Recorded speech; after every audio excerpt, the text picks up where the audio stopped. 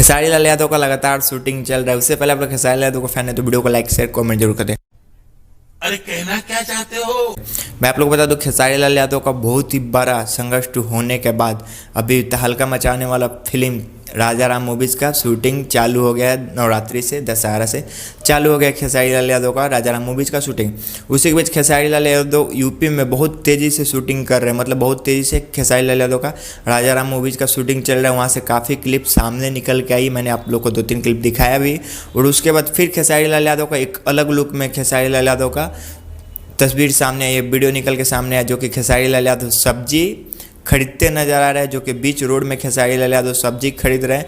वहाँ से क्लिप एक सामने निकल के आ रही है, जो कि खेसारी लाल यादव अभी यूपी में लगातार खेसारी लाल यादव अपने फिल्म के शूटिंग पे ध्यान दे रहे हैं। खेसारी लाल यादव का जल्द से जल्द अभी छठ पूजा आने वाला, छठ पूजा के लिए गाना भी खेसारी लाल यादव जल्द से जल्द लाएंगे।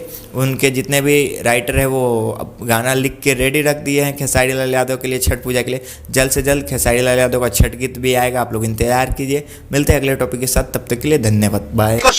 महाकाल का ठोक दीजिए, 5000 लौटे दिख जाना चाहिए।